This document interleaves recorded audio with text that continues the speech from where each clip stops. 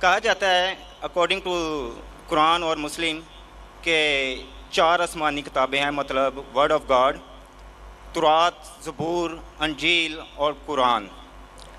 لیکن قرآن پاک کی حفاظت کا ذمہ اللہ تعالیٰ نے خود لیا ہے، تو باقی 3 کتابیں جو کہ آسمانی ہیں، ورڈ آف گاڈ ہیں، ان کی حفاظت کا ذمہ اللہ تعالیٰ نے خود کیوں نہیں لیا؟ اور اگر وہ تبدیل ہو گئی ہے تو اس میں ذمہ دار کون ہے؟ 1 منٹ ہو گیا بھائی صاحب، آدھا منٹ ہوا. Thank you. بالکل سر، آدھا منٹ دوں گا. 2 منٹ بہت ہو جاتے، فری بھی میں نے دیا آپ کو، آپ کی محبت میں. Thank you sir. میں آپ سے محبت کرتا ہوں، میں آپ سے محبت کرتا ہوں. Love you too. بھائی صاحب کا سوال ایک دم اچھا تھا ماشاء اللہ. 4 جملے میں آدھے منٹ سے کم، آدھے منٹ سے کم. یہ صحیح ہے، آدھا منٹ لو، 1 منٹ لو، 2 منٹ بہت ہو جاتا ہے، فری بھی میں نے دیا. بھائی صاحب کا سوال ایک دم صاف ہے، ایک دم ستھرا ہے اور آسان اردو میں ہے کہ جب قرآن میں لکھا ہے کہ اللہ تعالیٰ کی 4 کتابیں ہیں، تورات، زبور، انجیل اور قرآن، تو اللہ تعالیٰ نے صرف قرآن کی حفاظت کیوں کی؟ باقی آسمانی کتاب، باقی جو اللہ کے کلام تھے، اس کی حفاظت کیوں نہیں کی؟ بہت اچھا سوال، جس کا میں نے سوال مختصر سا دیا تھا. ڈیٹیل میں نے میری تقریر میں شاید آپ نے سنا نہیں ہوگا. اور بھائی صاحب صحیح کہتے کہ قرآن مجید میں ذکر اللہ تعالیٰ فرماتے سورہ رعد میں، سورہ نمبر 13 آیت نمبر 38 میں، وَلِكُلِّ أَجْلٍ کتاب، ہر دور میں ہم نے کتاب بھیجی، کتاب نازل کی. نام سے صرف 4 کا ذکر ہے، تورات، زبور، انجیل اور قرآن. تورات وہ وہی ہے، وہ کتاب ہے جو اللہ نے موسیٰ علیہ السلام پہ نازل کی. زبور وہ کتاب ہے، وہ وہی ہے جو اللہ نے داؤد علیہ السلام پہ نازل کی.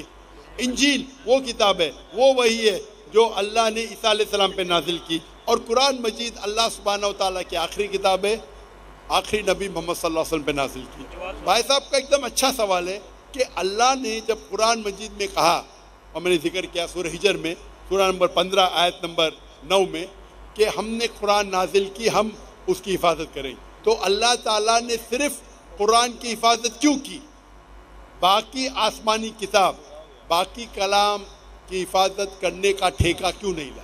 بہت اہم سوال، بہت اچھا سوال. اس کا جواب ہے کہ جتنے بھی پہلے کتابیں نازل کی گئی، جتنے بھی وہی قرآن مجید کے پہلے آئے، وہ صرف ایک وقت کے لیے تھی اور ایک گروہ کے لیے تھی. مثال کے طور پہ قرآن میں کہا گیا ہے کہ عیسیٰ علیہ السلام نبی تھے بنی اسرائیل کے لیے، صرف اسرائیل کے لیے تھے، ساری دنیا کے لیے نہیں تھے. بائبل میں کہا گیا ہے I have been sent only to the lordship of Israel. عیسیٰ علیہ السلام کہتے ہیں ریڈ لیٹر بائبل میں، گوسپل میں، I have been sent only to the lordship of Israel. میں صرف بھیجا گیا ہوں جو بنی اسرائیل ہے، جو بھٹکے ہوئے. یعنی بائبل میں بھی کہا گیا ہے کہ عیسیٰ علیہ السلام بھیجے گئے تھے صرف بنی اسرائیل کے لیے. قرآن مجید میں بھی کہا گیا ہے کہ عیسیٰ علیہ السلام بھیجے گئے تھے صرف بنی اسرائیل کے لیے، وہ عربوں کے لیے نہیں بھیجے گئے تھے.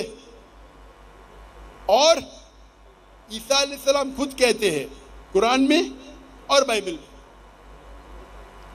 عیسیٰ علیہ السلام فرماتے ہیں قرآن میں، پہلے کہوں گا سورہ صف میں، سورہ نمبر 61 آیت نمبر 6 میں، For Jesus Christ, peace be upon him, says, there will be a messenger to come by the name of Ahmad. عیسیٰ علیہ السلام فرماتے قرآن مجید میں ایک پیغمبر آئیں گے جو آپ کو کہیں گے، اس کا نام ہے احمد. اور کئی بار نیو ٹیسٹمنٹ میں لکھا ہے، gospel of John chapter number 16 verse number 7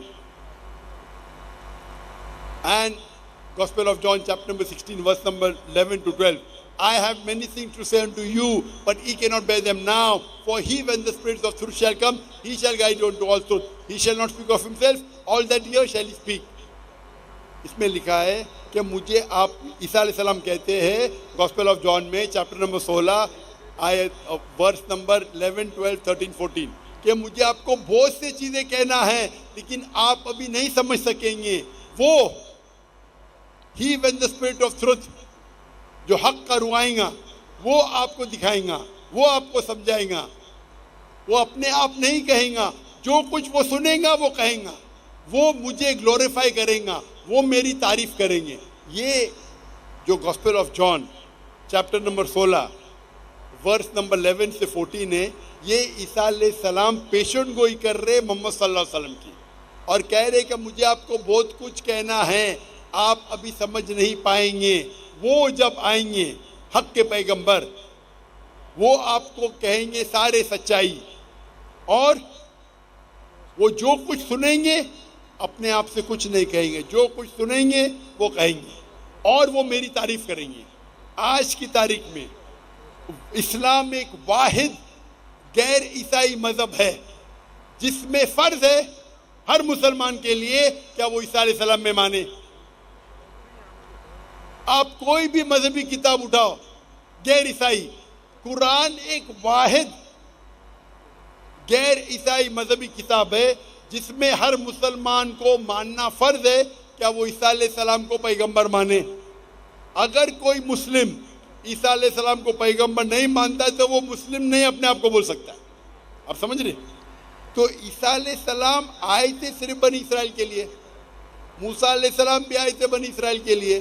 تو جتنے پیغمبر, آخری پیغمبر محمد صلی اللہ علیہ وسلم کے پہلے آئے وہ صرف اپنے لوگ کے لیے آئے, اور جو کلام ان کے لیے نازل کیا گیا تھا, جو اللہ نے کلام نازل کی, وہ صرف ان لوگوں کے لیے تھا.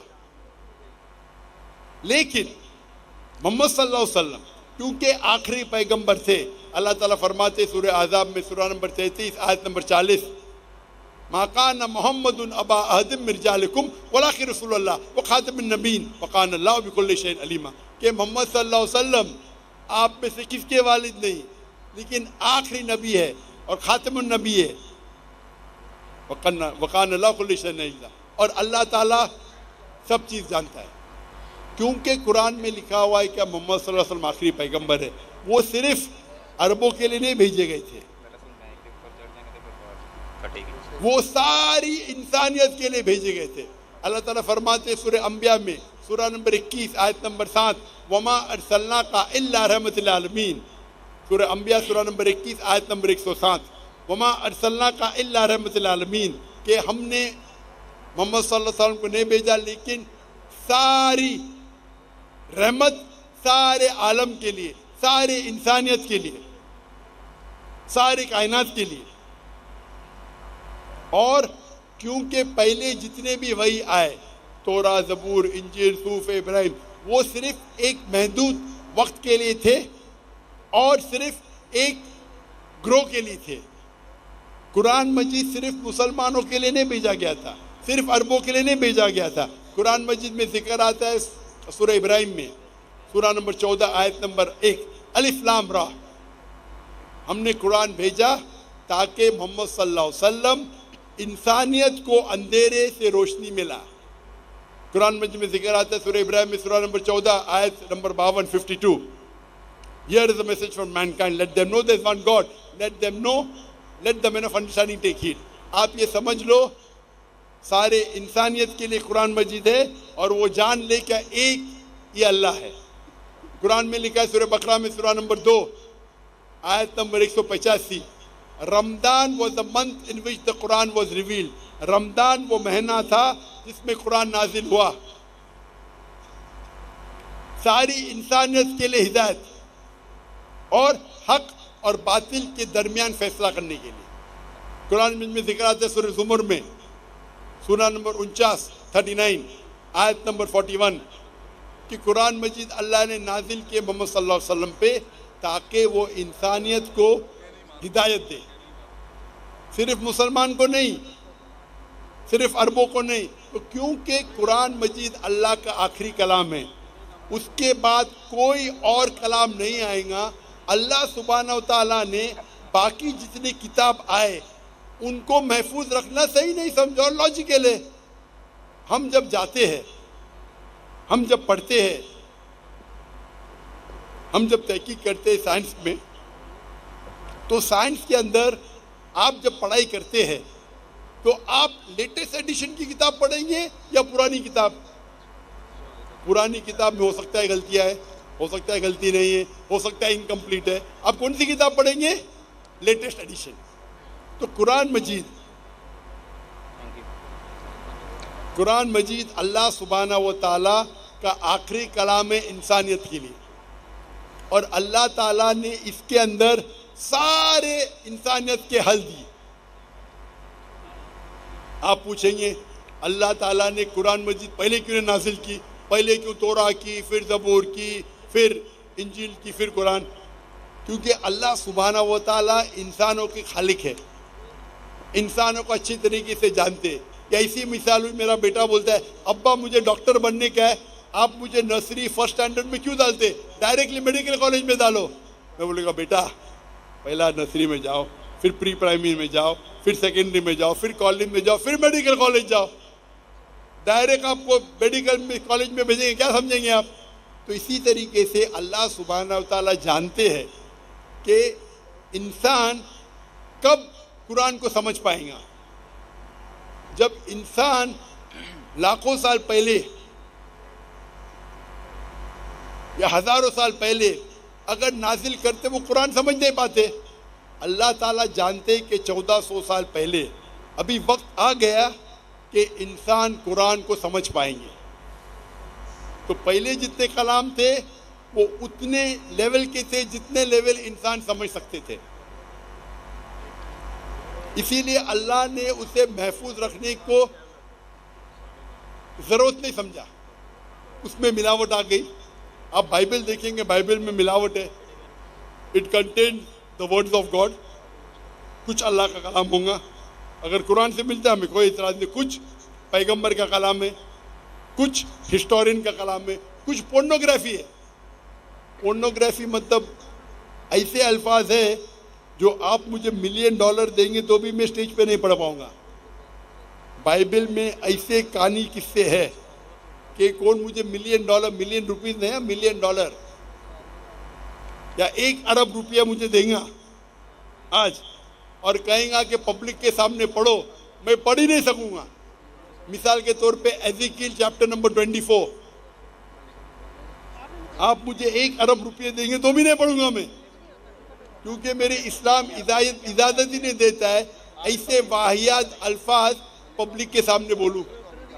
تو یہ آپ کا جو پریزنٹ بائبل ہے مکسچر ہے، اللہ کا کلام بھی ہے، کچھ پیغمبر کا کلام بھی ہے، ہسٹورین کی کتابیں اور پورنوگرافی بھی ہے. تو ہمیں پڑھنا چاہیے آخری کتاب جو اللہ نے محفوظ رکھی ہے، وہ ہے قرآن مجید. اس میں کوئی ملاوٹ نہیں. تو آپ کو پرانی کتاب سے کیا دلچسپی ہے؟ آپ جب پڑھنے جائیں گے سائنس میں، میڈیکل کالج میں یا انجینئرنگ میں، آپ بولیں گے میں پہلا ایڈیشن پڑھنا چاہتا ہوں، تحقیق کے لیے پڑھ سکتے، نو پرابلم. لیکن عمل کرنے کے لیے آپ آخری ایڈیشن پڑھیں گے بس. تو عمل کرنے کے لیے قرآن مجید کافی ہے. اللہ تعالیٰ آپ کا وقت ضائع نہیں کرنا چاہتا ہے. آخری ایڈیشن اللہ تعالیٰ نے اس کو محفوظ رکھا ہے. آپ کو اگر تقابل ادھیان کا ماہر بننا ہے تو نو پرابلم. عام انسانوں کو کیوں وقت ضائع کر رہے؟ آپ سمجھ رہے؟ تو اللہ سبحانہ و تعالیٰ ہمارا مالک ہے، حاکم، وہ جانتا ہے. آپ کو اگر تقابل ادھیان کا ماہر بننے کا ہے، میں طالب ہوں تقابل ادھیان کا، میں پڑھ چکا ہوں، میں کیوں بولوں باقی مسلمان کو پڑھوں؟ تو اللہ سبحانہ و تعالیٰ انسانوں کے لیے آسانی چاہتا ہے. صاف کہہ چکا ہے یہ آخری کلام میں، اس پہ عمل کرو. اور ایک مذہب جو اللہ نے ہمیشہ سکھایا، ان الدین عند اللہ الاسلام، سورہ عمران سورہ نمبر 3 آیت نمبر 19، کہ صرف ایک ہی دین اللہ کے نزدیک صحیح ہے، وہ اسلام.